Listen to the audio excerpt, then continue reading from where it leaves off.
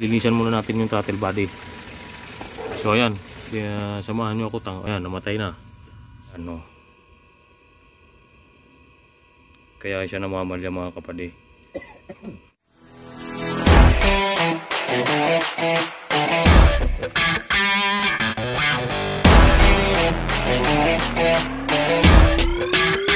Magandang hapon mga kapatid.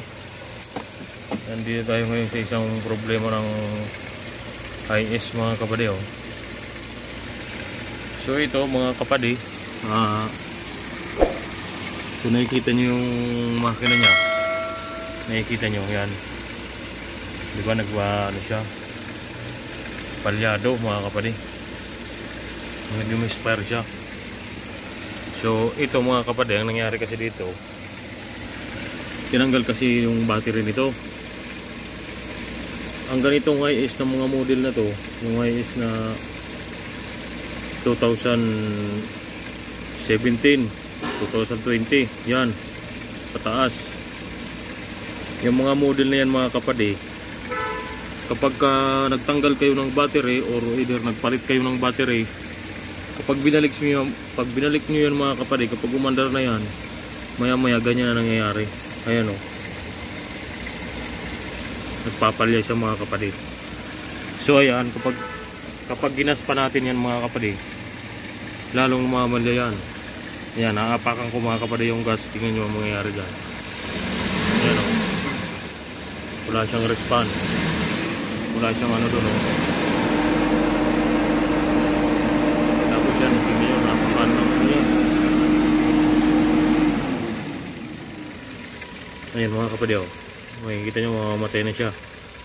Ayan, nanginginig. So ayan ang re-resolbahan natin ngayon mga kapatid. Madali lang ang problema nito padi, mga kapatid. Malay nyo maka-encounter kayo ng ganito, nagpalit kayo ng battery, baka kung saan mapunta. Ito lang ang problema nito mga kapatid. Kailangan nyo lang linisin tong throttle body mga kapatid. Ito, sigurado yan, ganyan yung magiging reset nya. Kasi ang nangyayari dito kasi, nawawala siya sa resetting. Ngayon, tanggalin mo man yung battery, o kung may mga pang-reset mo kayo, yan pa rin ang magiging ano yun. Pero pag halimbawa wala kayong pang-reset mga kapatid, ito ang unang gagawin natin mga kapatid. Linisan muna natin yung throttle body. So ayan, samahan nyo ako. Ayan, namatay na. So ayan, namatay na siya mga kapatid. So ngayon, samahan nyo ako kapatid na linisin natin tong throttle body. Pagkatapos nating linisin yung throttle body, kailangan natin siyang i-reset. So ayan, tara, tanggalin natin tong anong yan, tapos bugahan lang natin ng carburetor cleaner yung ano, para malinisan siya.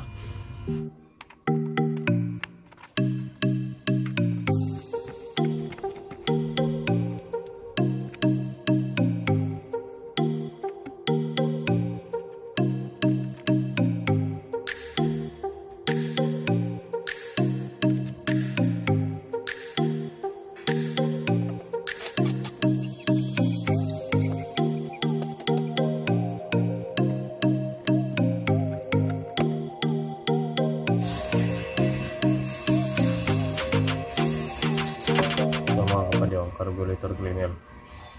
Isidil ko, baka naman.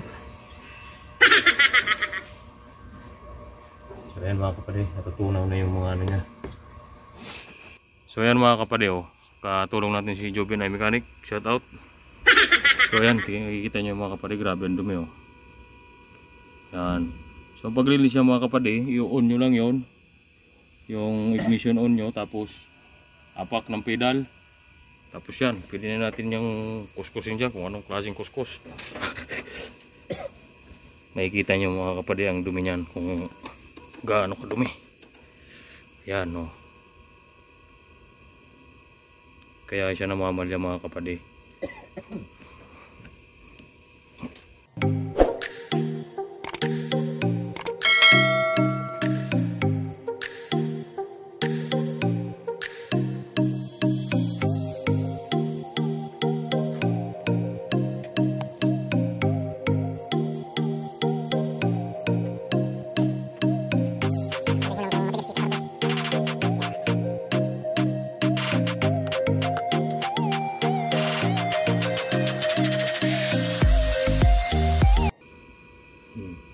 kapatid. Tingnan nyo, linis na oh. Wala na yung tumututong-tutong dyan ah. Tumigas-tigas dyan, wala na. So ayan mga kapatid, ganyan lang. Okay na kapatid. Ganito, linis na. Balik natin. Ito na.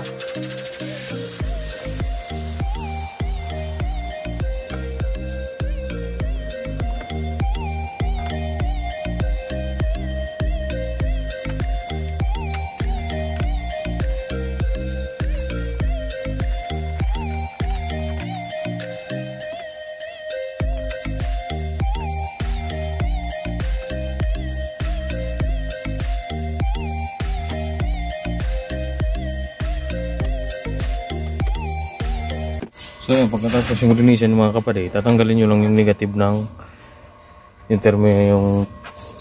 yung battery pa di, kahit yung negative terminal na lang. I-reset nyo lang siya yung kahit mga 10 seconds, pwede na yan. Para mabasa niya ulit yung ano.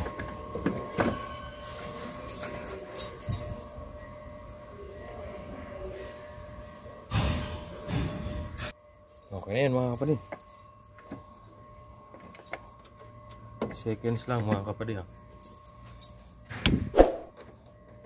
Ayan, susubukan natin kung ano ang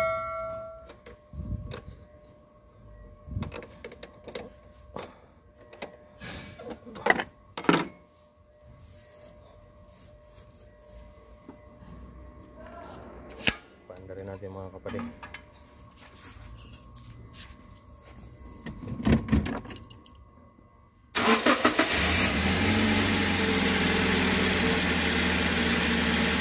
Ayan, diba? Tumining na yung under nya. Ngayon, ang problema nung kanina, kapag in-aircon mo siya mga kapatid, naano siya, namamalya.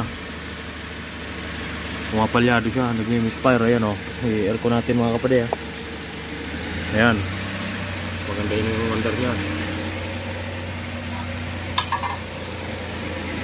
Ayan o, kung nakikita nyo yun o.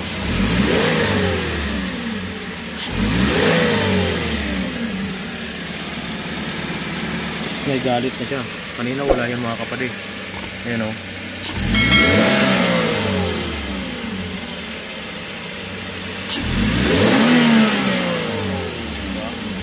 So yun lang mga kapatid.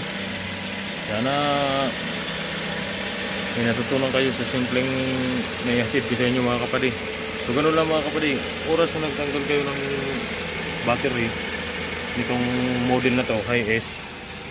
Yung model to, ayan mga kapatid, 2018. So yan, mga 2018, 19, 17, yan, pare-pareha sa mga yan mga kapatid. Kapag nagtanggal kayo nito, basta yung mga Toyota mga kapatid, dahil kailangan siya ay nare-reset. Sabi niya, nare-reset. Pero yan, ang sikreto lang yan mga kapatid, tanggalin na lang yung takip ng throttle body na yan. Linisan nyo lang yan mga kapatid.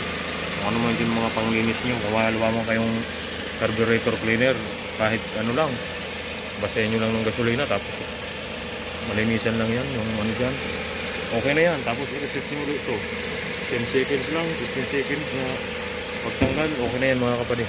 So yan, kita nyo yung under ngayon mga kapatid. So yan lang, maraming salamat sa inyo mga manonood, shoutout sa inyo lahat. God bless you all mga kapatid, salamat.